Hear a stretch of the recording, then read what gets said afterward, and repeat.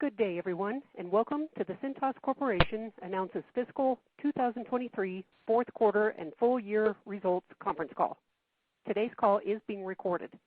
At this time, I'd like to turn the call over to Mr. Jared Mattingly, Vice President, Treasurer, and Investor Relations. Please go ahead, sir. Thank you for joining us. With me is Todd Schneider, President and Chief Executive Officer, and Mike Hansen, Executive Vice President and Chief Financial Officer. We will discuss our fiscal 23 fourth quarter results. After our commentary, we will open the call to questions from analysts. Private Securities and Litigation Reform Act of 1995 provides a safe harbor from civil litigation for forward-looking statements. This conference call contains forward-looking statements that reflect the company's current views as to future events and financial performance. These forward-looking statements are subject to risks and uncertainties, which could cause actual results to differ materially from those we may discuss. I refer you to the discussion on these points contained in our most recent filings with the Securities and Exchange Commission. I'll now turn the call over to Todd. Thank you, Jared. Fourth quarter total revenue grew 10.1% to $2.28 billion.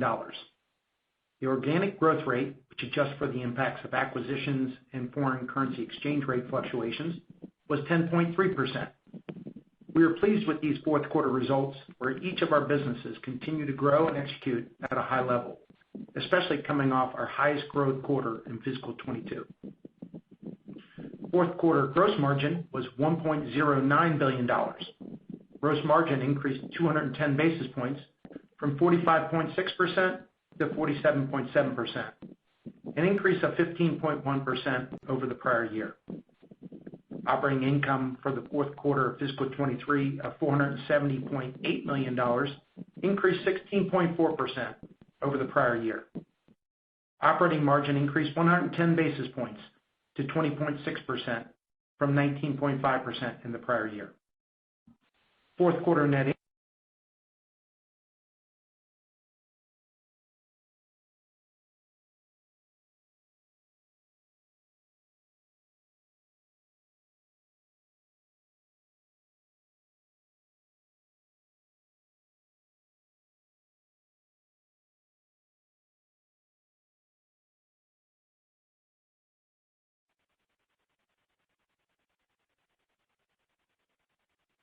Please stand by.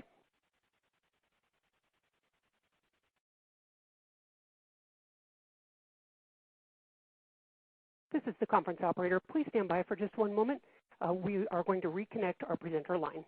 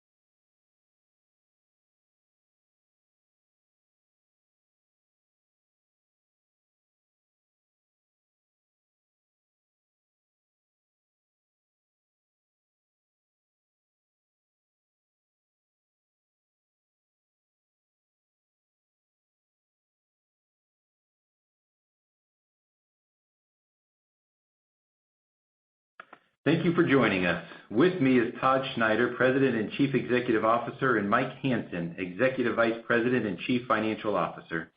We will discuss our fiscal 23 fourth quarter results. After our commentary, we will open the call to questions from analysts. Private Securities Litigation Reform Act of 1995 provides a safe harbor from civil litigation for forward-looking statements. This conference call contains forward-looking statements that reflect the company's current views as to future events and financial performance. These forward-looking statements are subject to risks and uncertainties which could cause actual results to differ materially from those we may discuss. I refer you to the discussion on these points contained in our most recent filings with the Securities and Exchange Commission. I'll now turn the call over to Todd. Thank you, Jared.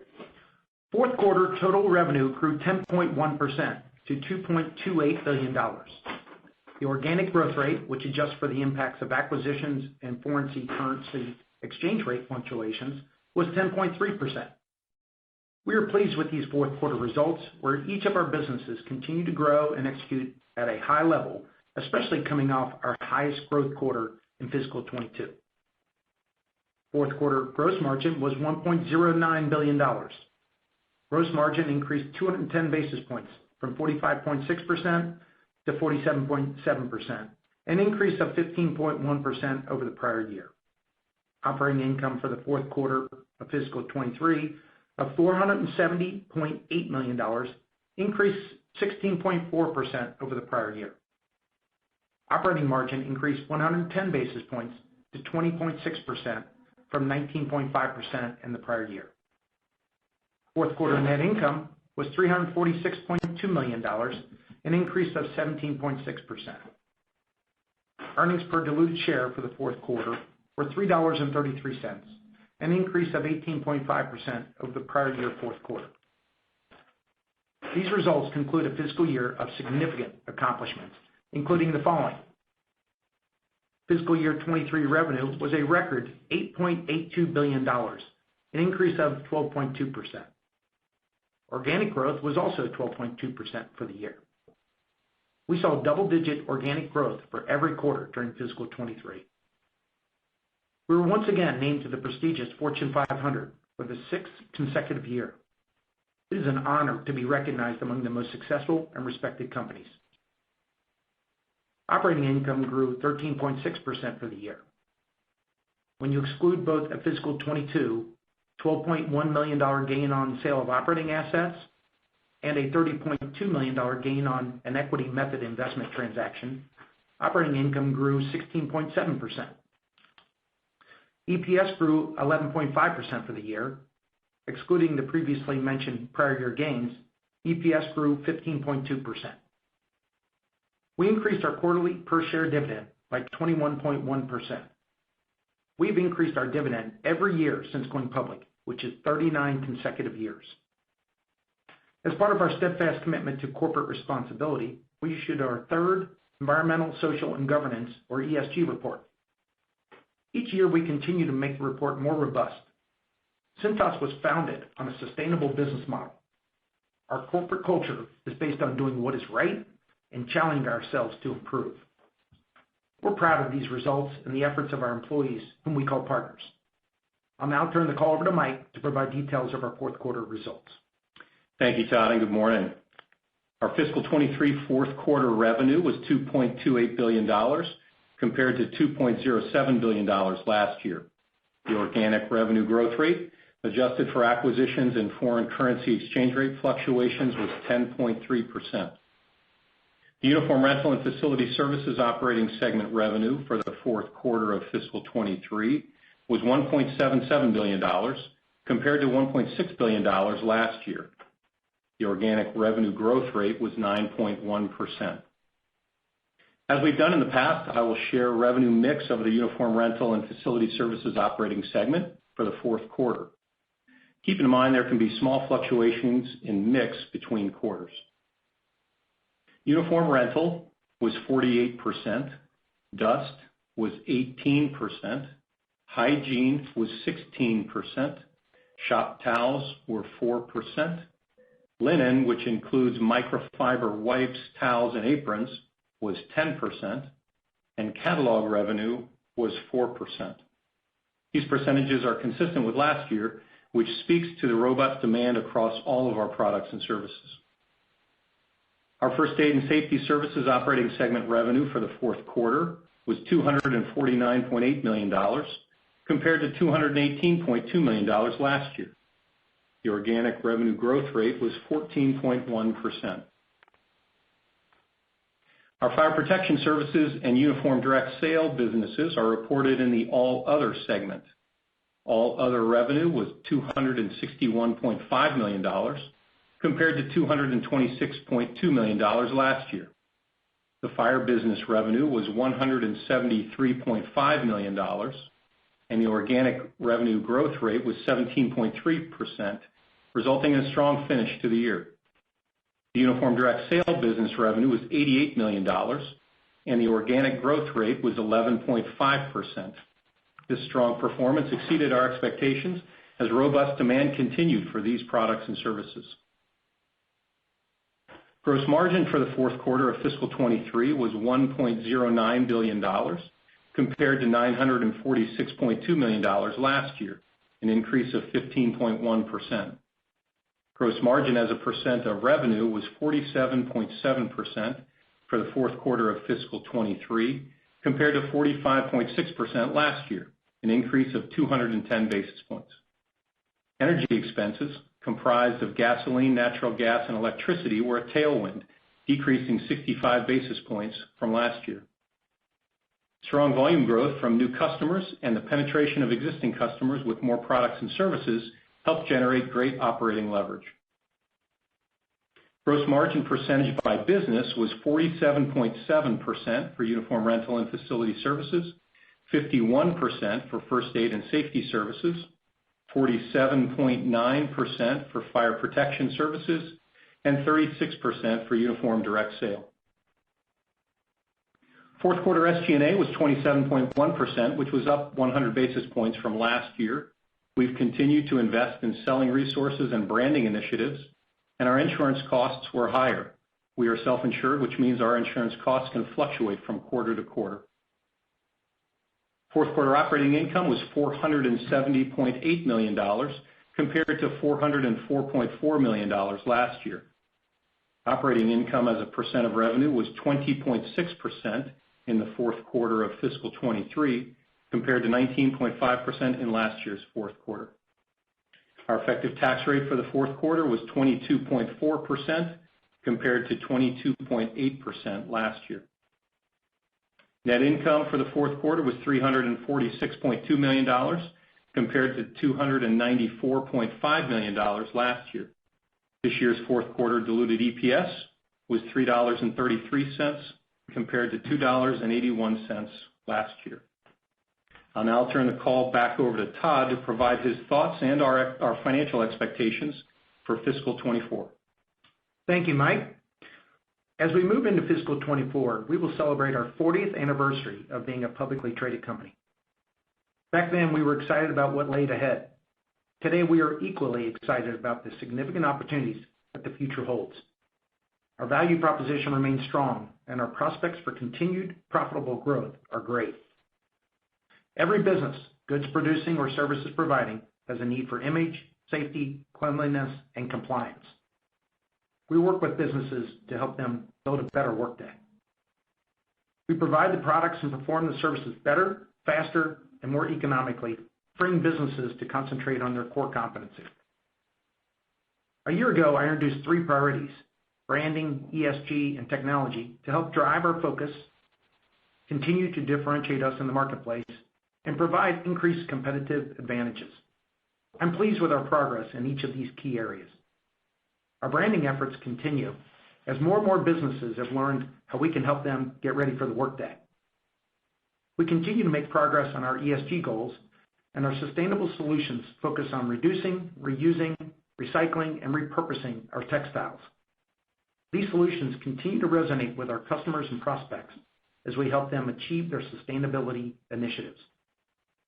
I want to spend a minute speaking about technology, in particular, our digital transformation journey.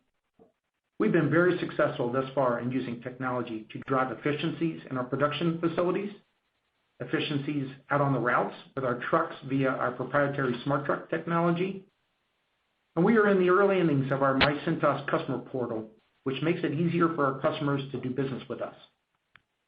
As we look to the future, We're very excited to have great technology partners in SAP and Verizon, which are helping us to provide a better customer experience and improve efficiencies within our business. We are excited to announce today that we have an additional strategic technology partner with Google, leveraging their Google Cloud platform. As a result of these relationships, it positions us at the forefront of technology innovation. We are still in the very early stages of our digital transformation journey, and we are excited about the impact it will have on our customers and our company in total. We are confident technology will be a competitive advantage for us now and well into the future. I will now provide our guidance for fiscal 24. For our fiscal year 24, we expect our revenue to be in the range of $9.35 billion to $9.5 billion, a total growth rate of 6.1% to 7.8%. We expect diluted EPS to be in the range of $13.85 to $14.35, a growth rate of 6.6 to 10.5%. Please note the following. Fiscal year 24 interest expense is expected to be approximately $98 million compared to $109.5 million in fiscal year 23, predominantly as a result of lower variable rate debt. This may change as a result of future share buybacks or acquisition activity. Our fiscal 24 effective tax rate is expected to be 21.3% compared to a rate of 20.4% for fiscal 23. The higher effective tax rate negatively impacts fiscal 24 EPS guidance by about 16 cents and diluted EPS growth by about 120 basis points. Guidance does not include any future share buybacks or significant economic disruptions or downturns.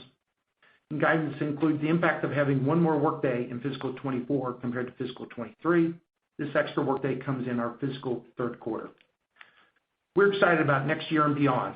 The future of Cintas remains bright. I'll turn the call back over to Jared. That concludes our prepared remarks. Now we are happy to answer questions from the analysts. Please ask just one question and a single follow-up if needed.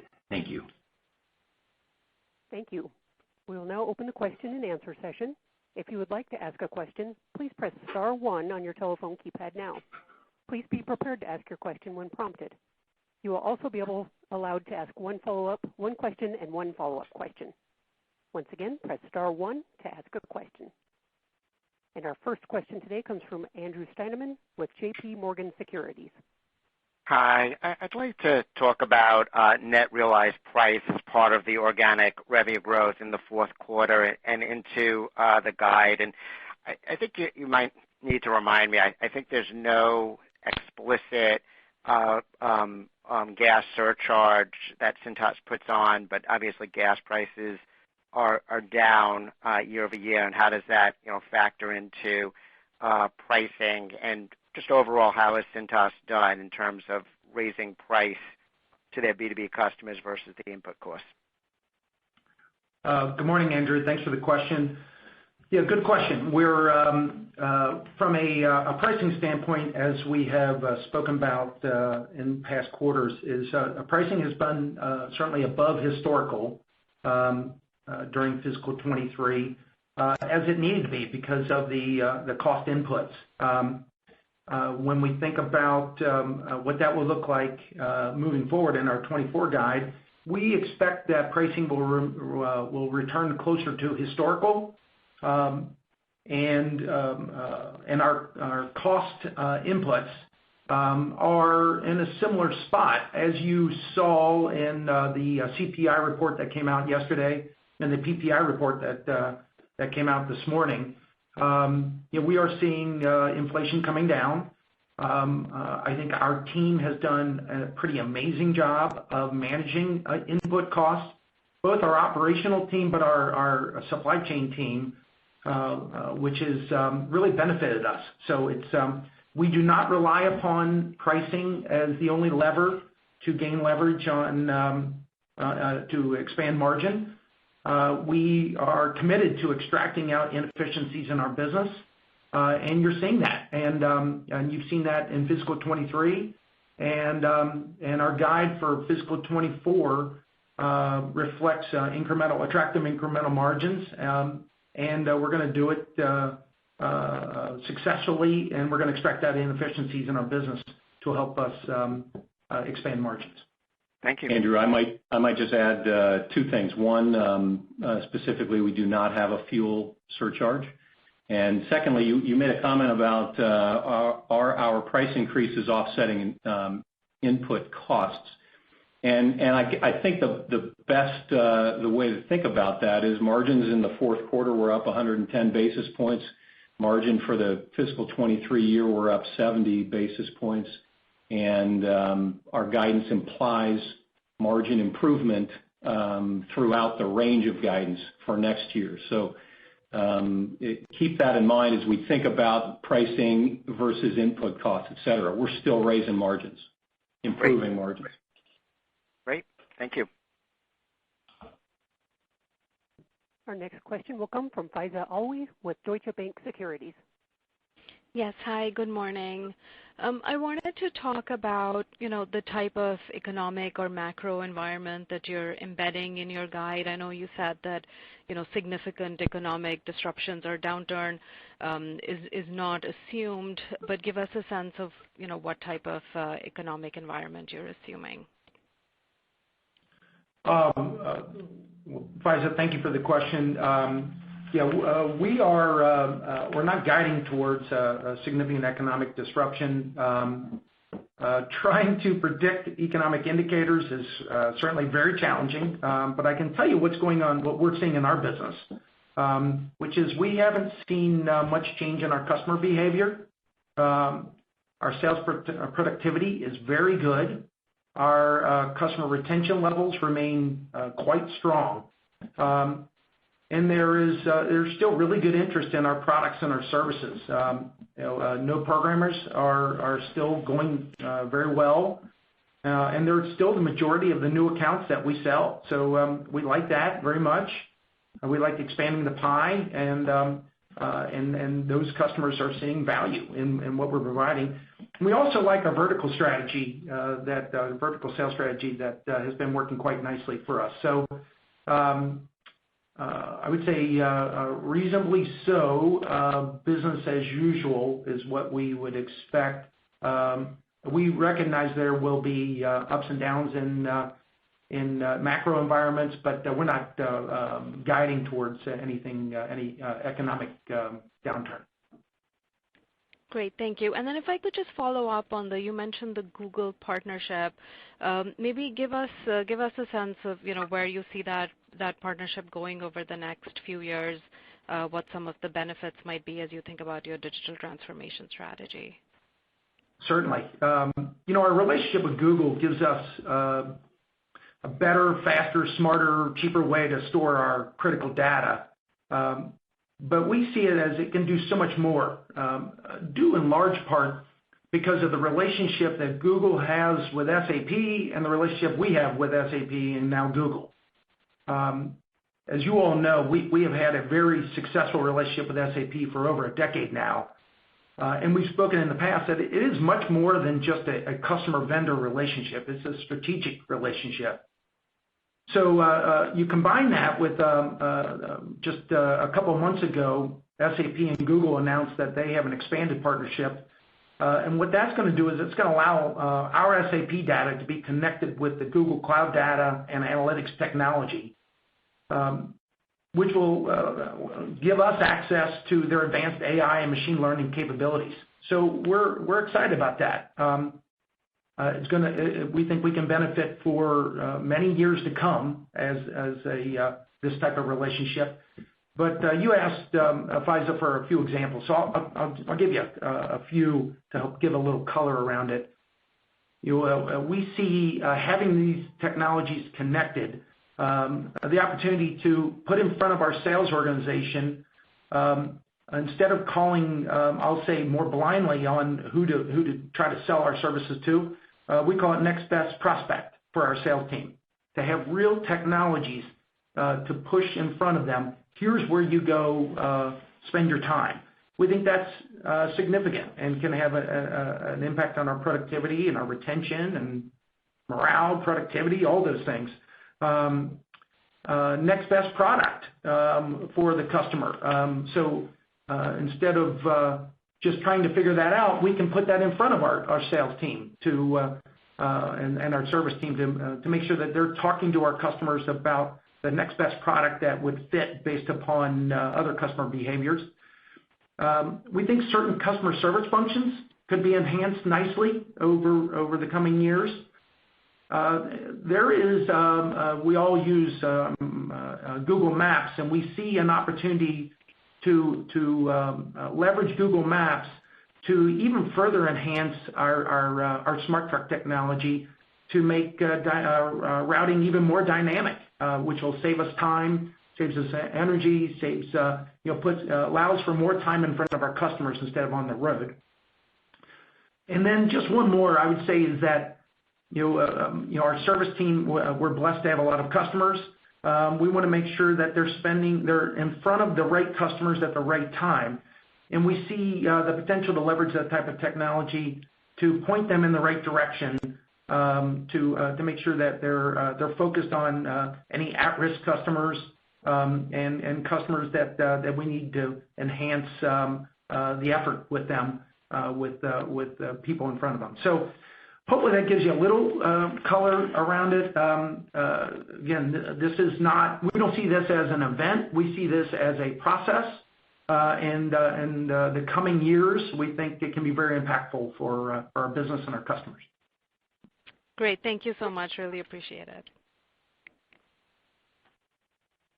Our next question comes from Ashish Sabadra with RBC.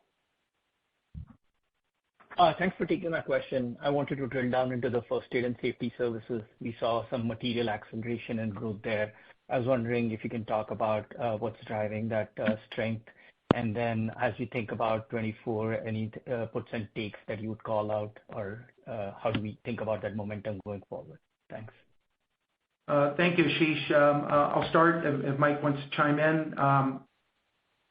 The first aid and safety business is going quite well. We really like that business.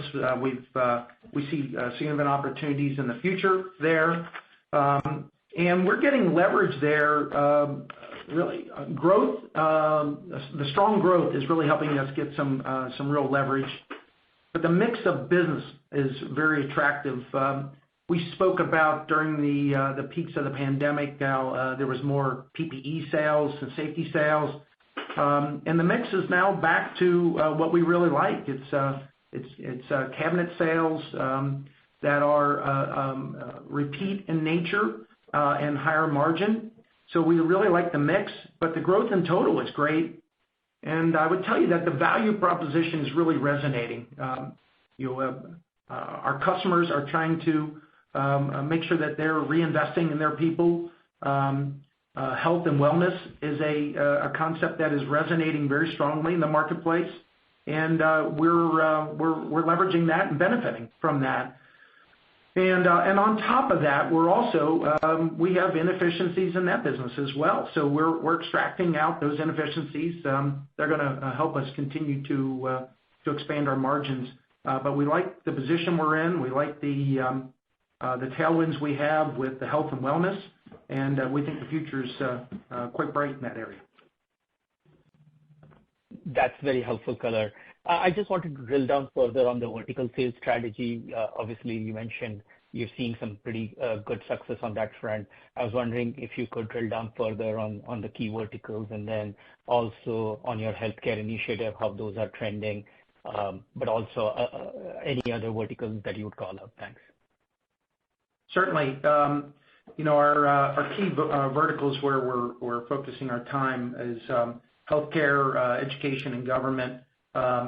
We've organized around those verticals. We have products and services that are attractive to them, certain service functions dedicated to them. And as a result, we're really benefiting from it. And we very much think that they're smart verticals to invest in. And as a result, they're growing really attractively. And customer retention is good. New business is good. And we think that there's a real long opportunity here for us to continue to invest in these into the future. Certainly, the demographics of healthcare are quite attractive, but education and government are doing well in addition, and we're going to continue to invest in those areas. So it's paying dividends for us. That's very helpful, color. Thank you very much. Our next question comes from Manav Patnaik with Barclays.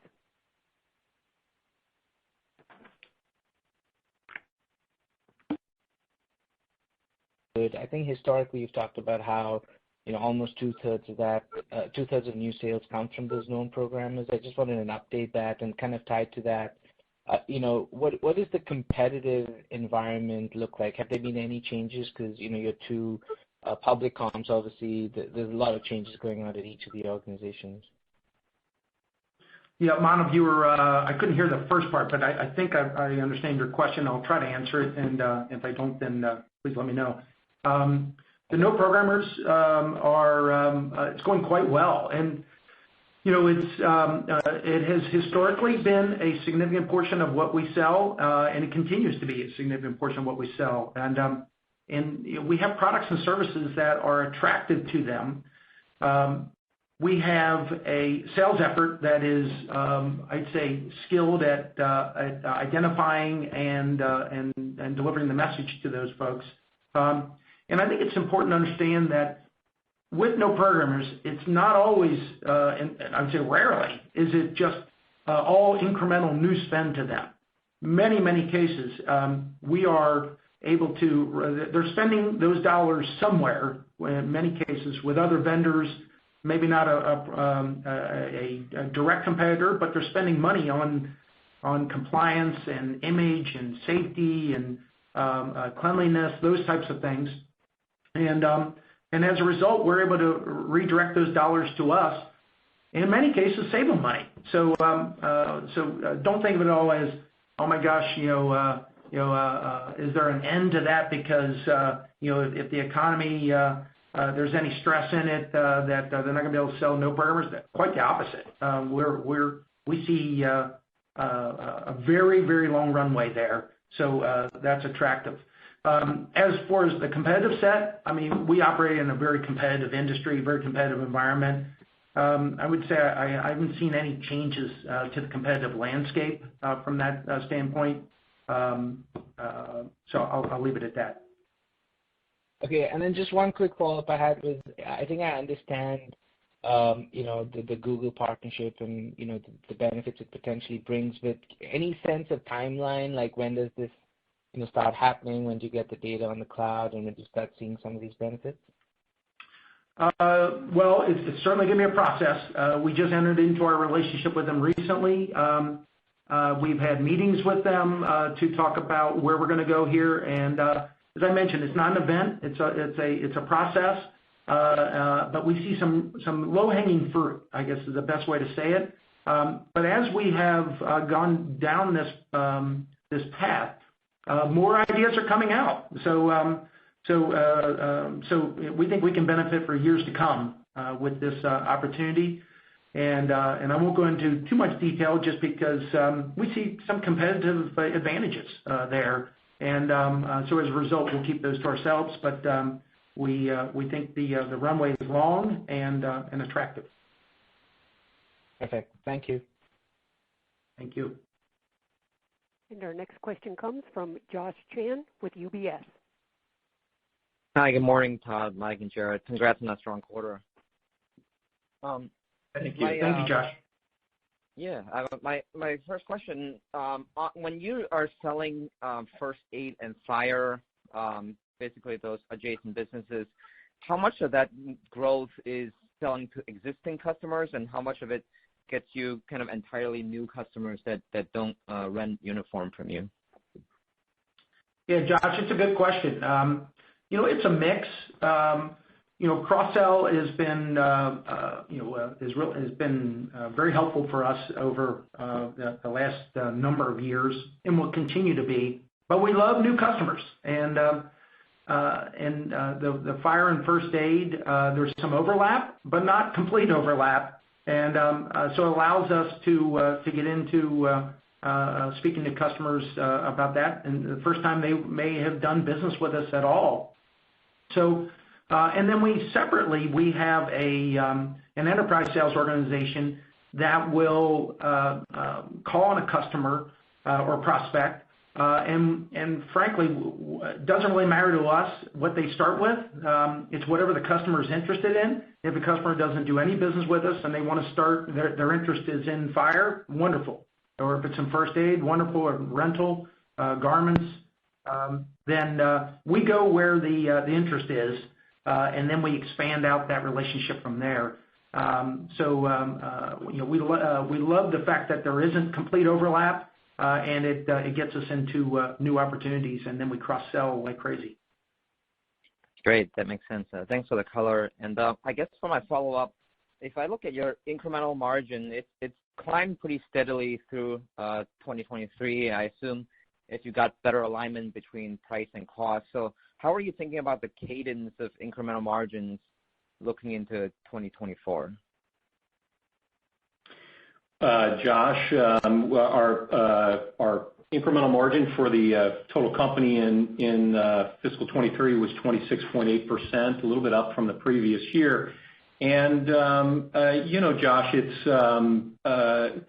there can be ups and downs from quarter to quarter in the way that we invest or in the costs that we see. And so we don't necessarily try to predict one quarter at a time. We do certainly believe we can get incremental operating margins in that 20 to 30% range from quarter to quarter generally, but it's going to go up and down, again, based on what we're doing within the business, some initiatives that we may or may not roll out. So the bigger focus for us is on the full year, and our goal is to get those incrementals attractive enough that it improves margins over the years. So I wouldn't call it linear at all. I wouldn't call it flat. It's gonna be based on how we're managing the business.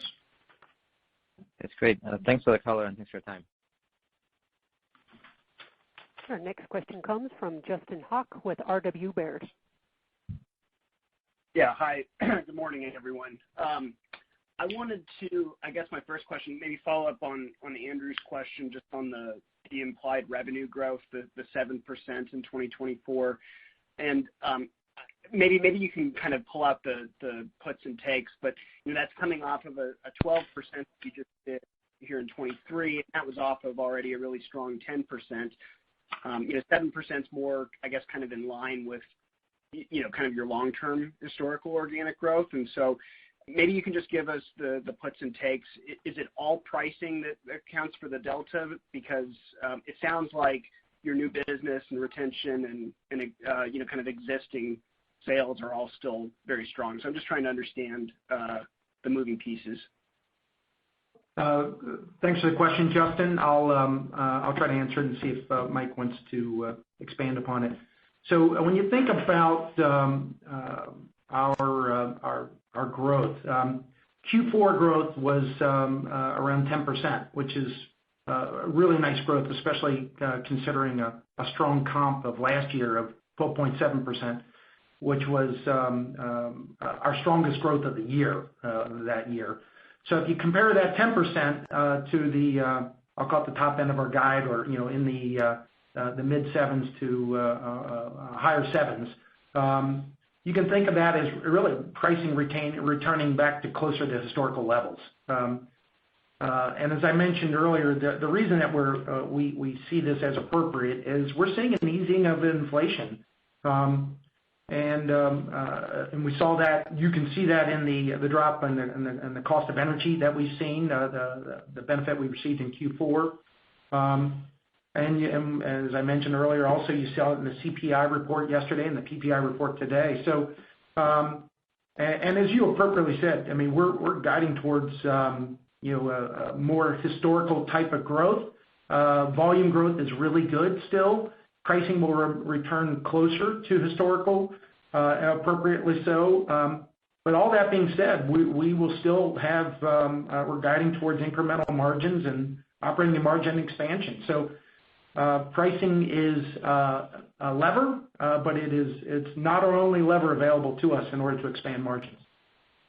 Okay, no, that's helpful. I mean, that's, I guess, kind of what you were implying, but I wanted to clarify that was kind of the magnitude of the change. I guess the second question, just on the insurance cost increase and maybe SG&A as a percentage of revenue in general, how much of an impact was that in the quarter? And then is that kind of a run rate, headwind that you'll face next year? And the reason why I ask is obviously you're implying margin expansion here, but your SG&A as a percentage of revenue is still pretty low, versus kind of pre-COVID levels. And so just trying to understand how much structural SG&A leverage gain you have here versus returning to more of a normalized level. Justin, because we are self-insured, those claims can kind of move up and down throughout the year. There's nothing that we would say is structural related to that. It's just a product of being self-insured. We ended the year at 26.9% in SG&A. That is, a couple hundred basis points maybe lower than pre-COVID, and the last few years. And you've heard us speak about this. Look, we've worked hard to get it to that level, and we don't want to get back to historical levels. So our expectation is we're going to continue to find ways to better leverage SG&A, particularly G&A, to make sure that it contributes to our margin expansion into the future. So we're going to continue to work hard to look for opportunities to bring it down, and do not expect it to return to those higher 20 places that we were in pre-COVID. Great. Yep. Okay. I appreciate it. Thank you. And we'll hear next from George Tong with Goldman Sachs. Hi, thanks. Good morning. You mentioned there hasn't been much change in customer behaviors based on what you're seeing. Can you elaborate on how customer budgets, sales cycles, and the sales pipeline are evolving with the current environment? Yeah, good morning, George. It's a pretty, the environment hasn't changed significantly. The health of customers varies based upon geographic, what type of business they're in, small, medium, large, those types of things. But generally speaking, the sales process has not elongated. The sales pipe looks very good. We like the spot we're in, and we have invested appropriately. We're in the right. We've got the right products and services. We've got the right focus on our customers, and we think that we're well positioned for the future. We certainly are trying to make sure that we're planning for the long term, and we're as I mentioned earlier, not trying to be in the economic forecasting business, but we are making sure that we're watching our business very closely and hoping for clear sailing ahead with the economy. That being said, we will find a way to be successful as we have in the past. Got it. That's helpful. And then wanted to drill down further into your healthcare vertical, which you touched on earlier. COVID certainly provided a notable lift to the healthcare business. Can you talk a little bit about how quickly the healthcare business is growing, what new business trends there look like, and what mix of revenue it currently represents? Certainly, George. The healthcare business has been strong for us for a number of years, and it is large part not just having a sales focus, but organizing around those customers, products, services, our service organization. So it's more than just sales. It is making sure that we look at it as a business. And it's growing, it's accretive to our growth rates. We see a very long runway there. As I mentioned earlier, the demographics are really attractive, but the pipeline of sales growth looks robust, and that's because of years of investment in making sure we're really well positioned, and we see that continuing. And just the mix of revenue? I don't have that in front of us, George, right now. In the past, It's been about 7%, and I'd say it's growing faster than average. Got it. Thank you. Your next question comes from Tim Mulrooney with William Blair. Yeah, good morning. On the first aid business specifically, pre-pandemic operating margins were closer to 15%. They went down several hundred basis points, I know, from the sell-through of lower margin PP&E in 21 and 22, but now it looks like they're sitting at 19%. I mean, that's a big jump from pre-pandemic levels. Would you expect, I guess, Mike or Todd, a little bit of a give back at some point, or do you expect to keep and build on those margin gains that you've made this year? Yeah, Tim, we do not expect to give back. We expect to maintain and build on those improvements, and we're leveraging certainly the total growth, the benefits of health and wellness being important to people in the marketplace, the mix of business being attractive, and we've fundamentally focused on extracting out inefficiencies in the business. And we're not giving those back. We see the future's bright for that business. Yeah. Okay. It was more than just sales mix. It sounds like you did some structural things. But I have a different question. Tim, we've talked a lot about the mix certainly returning, and that's a big part of it. But as Todd's mentioned, our first aid and safety partners have a lot of things going on in terms of business improvement opportunities, from sourcing better to routing better to sales productivity improving to penetration opportunities. There's a lot going on in that business, and we've attributed a lot, you're correct, to the revenue mix, and that has been important in terms of the height of the pandemic to today. But there's also a lot that's going on in the business that is working towards structural improvements in the business that create long-term efficiencies, and you're seeing that. And that's why we don't expect to give it back. There's nothing that we are underspending or underinvesting in to get these margins. These are real business improvements that are sustainable, and that's what we love about the business. It has been growing nicely. It's resonating with our prospects and customers, and it's pretty exciting to think about that business in our fiscal 24 topping $1 billion for the first time. So we do love the business, and there's a lot of good work going on there. That is exciting, and I appreciate the extra color there, Mike. That's very clear. If I could just shift gears really quickly, one of your competitors recently commented that they saw customer retention rates come down a little bit recently, but it was kind of more of a normalization, okay, like following a boost over the last several years when things were good. Now they're kind of back towards historical rates. I am curious, and some investors are curious, if you guys saw something similar to any material degree. Did you see retention rates kind of jump up a little bit in fiscal 22 and 23, and have you seen that pull back or normalize, so to speak, more recently? Thank you. Great question, Tim. Over the past few years, we've seen a nice improvement to our customer retention levels. Through the pandemic, we think that we handled that really strategically, intelligently, and thought about the long term. And we saw our customer satisfaction scores go up at that same time.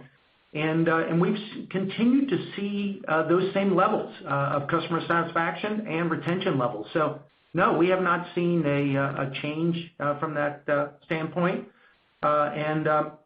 we're always working on improving our business and making sure that we are super focused on making sure we're taking great care of our customers and staying attentive to their needs is a big part of what makes us successful. So we've not seen a change, and we're focused on making sure that doesn't happen.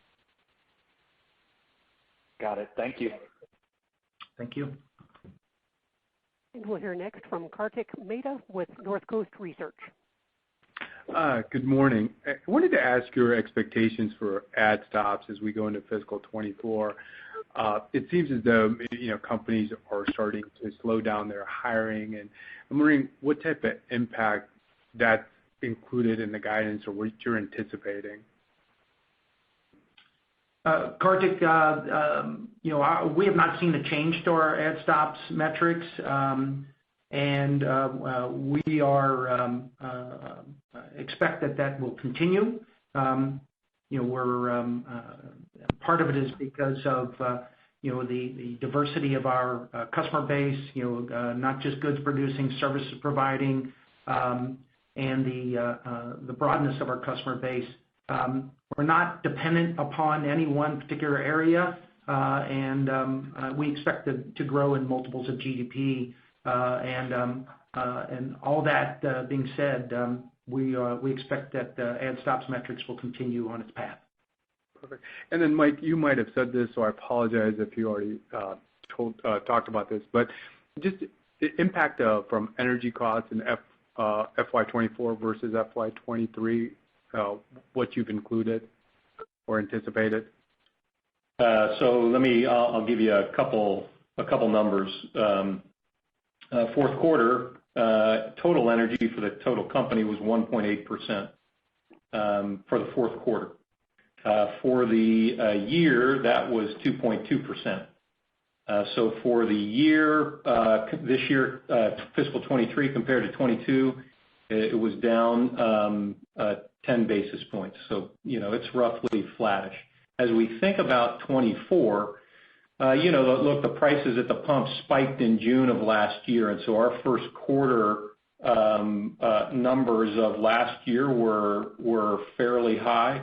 And so we may get a little bit of a tailwind in Q1, and then our expectation is we'll turn roughly flattish. Perfect. Thank you very much. I really appreciate it. And next we'll hear from Seth Weber with Wells Fargo. Hey guys, good morning. I wanted to just circle back to the revenue guidance point again for a second. I'm just, it sounds like first aid safety and the fire business both have very strong momentum. And so I'm just trying to understand the construct of the revenue guide, whether you think, all three segments will be in that kind of 6 to 8% range, or, will there be some above and some below to kind of put out to that 6 to 8 range? Because it seems like there's still a lot of momentum in the first aid safety and fire business. Well, Seth, good morning. Well, we like the momentum in all of our businesses. So will there be some above, some below? Yeah, but generally speaking, we see in the mid to high single digits would be probably where you can think of it. And it's and as I mentioned earlier, we're up against comps that are significant, partly because of pricing being above historical in the past, well above historical, and now it being closer to historical. Okay. Maybe Mike, a follow-up question just on CapEx. It's kind of pushing up towards that 4%-ish number again. Is that the right way to think about it for fiscal 24? And then, can you just give us any color on whether that's brick and mortar or whether, just where that spending might be going? Thanks. From a capacity perspective or whatnot. Sure. Yeah, we would expect 3.5% to 4% of revenue. Look, when we've had a really good couple years of volume growth, we have capacity needs in certain places. Capacity is local in our business, but we have capacity needs, and we want to continue to invest for growth. And so there will be everything from added washers and dryers in specific wash alleys to a few bricks and mortar new buildings, and other investments in the business that allow us to continue to have the capacity we need to grow. So it is kind of back to that historical 3.5% to 4% range. That would be our expectation. Got it. I appreciate it, guys. Thank you very much. Thank you. And we'll move next to Heather Balsky with Bank of America. Hi, thank you for taking my question. I know you got a question earlier about sort of the trend in sales and if the difference is related to pricing. I'm curious, focusing specifically on the uniforms business. You've been growing organically 9 to 10, 11% the last few quarters. You presumably were well past the COVID recovery period. I'm just curious what's enabled you to drive that outperformance versus kind of pre-COVID levels, and if you think that's sustainable going forward. Yeah, good morning, Heather. So, our uniform rental business is performing quite well. We think we have invested appropriately in the sales organization. We really like where we're going there. We like the productivity levels. They've continued to go up. And there's plenty of inputs to productivity. And whether it's products that we launch, services that we launch, the retention levels of our people, the leadership of the organization, make sure that we're driving items that make them more successful. So, news going well, and our service organization is doing an outstanding job with customer retention, making sure, as I mentioned earlier, our customer satisfaction scores are near all-time highs. And as a result of that, our lost business, our customer retention, the appropriate way to say it, our customer retention is really attractive. So our new is up and our customer retention is improved over pre-COVID levels. So those are big for us and having a really positive impact on the business. Great, thank you. It's really helpful. And I feel like I have to ask an AI question here. You guys talked about being early in your digital transformation journey. Are you guys looking at any investments on the AI side in terms of efficiencies and sort of behind the scenes type benefits? I'm just curious. Thanks. Yes, Heather, we're certainly investigating and investing in opportunities. And we think we're with the right partners. When you think about Verizon, SAP, and Google, having those three as our strategic technology partners, we think we're with the right folks. And we don't just have a customer vendor relationship with them. We have a strategic relationship with them, and they're helping us. They are and will help us to leverage those opportunities in the marketplace. So, I can't lay out specifics for you, but I'll just tell you this: we see the opportunity to invest in that area, and we are doing so appropriately because we think it'll pay big dividends. That being said, we'll be speaking about this for many, many years to come because we think the benefit has a lot of legs to it. That's really helpful. Thank you. Thank you. Your next question comes from Scott Schneeberg with Oppenheimer. Thanks very much. And guys, kind of a cautionary question. It sounds like things are going really well, and recent economic indicators feel pretty good. but just curious to hear what the plan is if, as your guidance expects no softness in the economy, how are you looking at what levers would you pull on the efficiency side? What should give us assurance you'll be in good shape if you're not able to get some of the leverage you've been getting on the top line? Thanks. Scott, let me make sure I understand. You're saying if we can't get the leverage or if the economic environment changes? If the economic environment dips below kind of status quo and really deteriorates, just curious what kind of levers you guys would pull to maintain the financial sense. Yes, certainly. Good question. We have a very tenured, very experienced leadership team, management team that has been through the cycles. It seems like you name it, we've been through it, and we expect to be successful in all environments. Now, so your question is a tough one to answer because the economic downturn. How deep is it? How long is it? How broad? Trying to understand that is challenging. But we expect to be successful in all economic environments. If you're talking about a massive downturn, in 08, 09, that might be different. But we're ready. We know how to do this. We have demonstrated our ability to be successful in all these different type of economic environments. We have grown our sales and profits in 52 of the last 54 years. And my expectation is we will absolutely do so, and we will find and fight and a way to be successful in whatever economic environment. So plenty of levers available to us. And we think we've got the right team in place to manage that.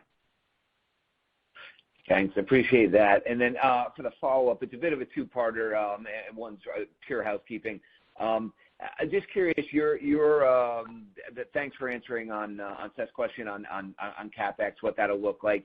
Just other uses of capital as we head into fiscal 24, thoughts on buybacks, thoughts on M&A, any other cleanup on the balance sheet you were considering. And then that second part would just be if you could remind us what a 1 day, one extra workday quantitative impact is that in fiscal 24 versus 23. Thanks. Sure. From a capital allocation, I'll start with our expectation is the cash flow is going to continue to be very good in fiscal 24. And secondly, our balance sheet's in great shape. We as of May 31st, we have no variable debt, and so we can do a lot of things with great cash flow and a great balance sheet. We would love to use that on M&A if the opportunities come along, and we'll be as aggressive as we can be in terms of looking for them and making sure that they come at the right value. But we love that opportunity. Buyback is another great opportunity. Again, with good cash flow and a great balance sheet, we can put that cash to work, and we certainly could do it in the form of a buyback. So, look, our capital allocation philosophy and strategy hasn't changed. And with a healthy balance sheet and healthy cash flow, we can do some good things with that as we look forward to fiscal 24. Your second question of the one work day for a fiscal year, in this case, it would be about a 40 basis point benefit to growth, sales growth.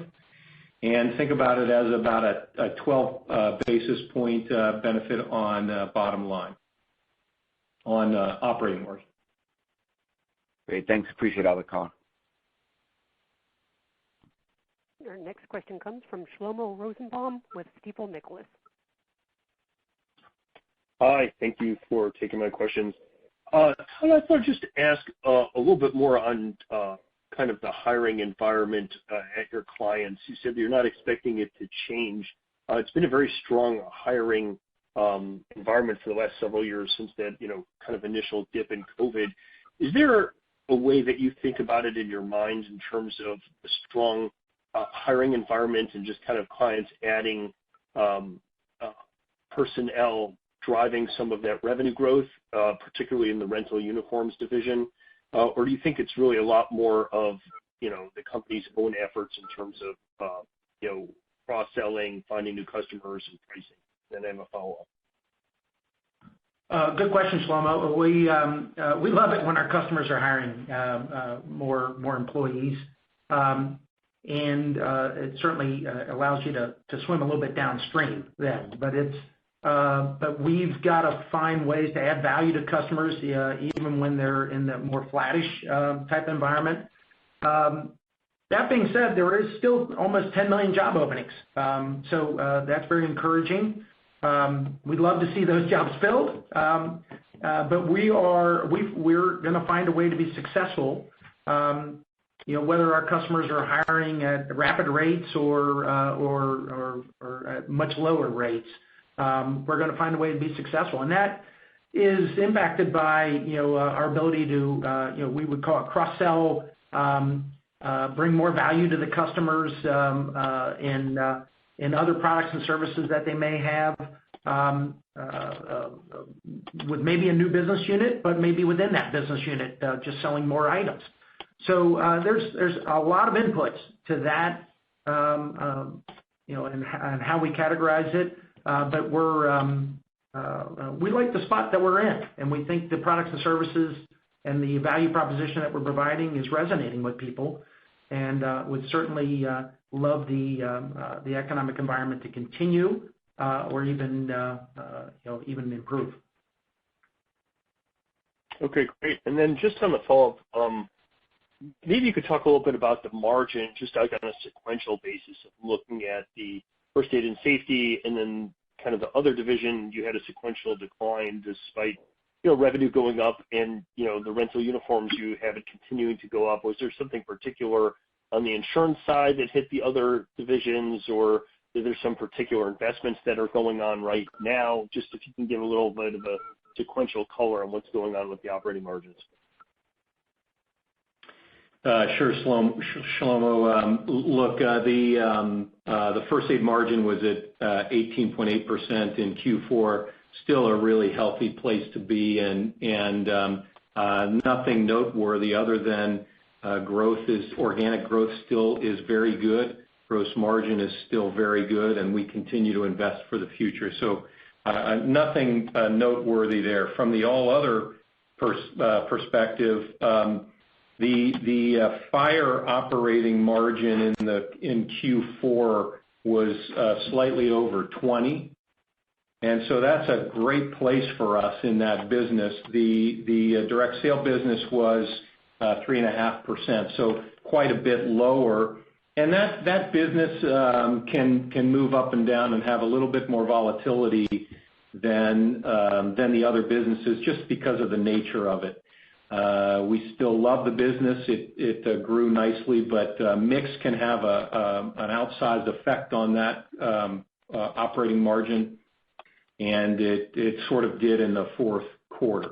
As we move forward, from a first aid perspective, we still expect the really positive margins that we've seen, as we've discussed a few minutes ago, and we still expect fire to continue to perform very, very well like it has in fiscal 23. Thank you. Our next question comes from Toni Kaplan with Morgan Stanley. Thanks for squeezing me in. Wanted to follow up on first aid growth. You talked about the cabinet business contributing it again, which is great. I was hoping you could talk about, is that sort of an industry penetration is growing, or is it the product set relatively new? I know you were investing in it during COVID. Have you been sort of incentivizing your sales force to sell more cabinets, and are you taking share? Just wanted to get a sense on how long the sort of 20% growth in cabinets can continue, and if there are any other factors you'd call out as well. Thanks. Thank you, Toni. The answer is yes. All the above is what we're doing. We see a long runway in the first aid business. The vast majority of what we sell are people that are do-it-yourself, and there's, as you think about it, there's 16 million businesses in North America. There is a significant opportunity to sell our first aid cabinet services, but our other services as well, whether they be AEDs, eye wash stations, those types of items that really add value to customers, and that health, safety, compliance tailwind, we don't see that changing. People are, investing in their organizations, and we see that as a tailwind for many years to come. And the market is really, really big. So that's where we love the growth that we're seeing in that business, and we're continuing to invest appropriately to make sure that it continues. Terrific. And this should be a short one, but hoping you could talk about maybe the sensitivity of the business from inflation. So presumably your costs come down if inflation comes down. So how should we be thinking about maybe like the impact to margin for each point inflation comes down, or however you want to frame the sensitivity there? Thanks. Tony, that's a really difficult thing to try to say 1 point of inflation equals X points of margin. That's pretty difficult to do. But I'd maybe say this. When you think about our cost structure, we've got a really nice mix of cost types, if you will. So we certainly have things like labor that are impacted by inflationary pressures, and we've worked very, very hard on that over the course of the last 5 years, I would say, and we're in a good spot. But then we also have this large part of our cost structure that is amortizing, and it allows us to effectively see any inflationary impacts coming, if they are coming, and plan for them accordingly. And so we may plan for that in terms of our pricing approach. We may plan for that in terms of other initiatives, but the point is, because we're amortizing those costs, it takes a while for inflation to get to us, and during that period of time, we can plan and we can anticipate better. While we're on that bucket, I would say our global supply chain really does a nice job of not being single sourced.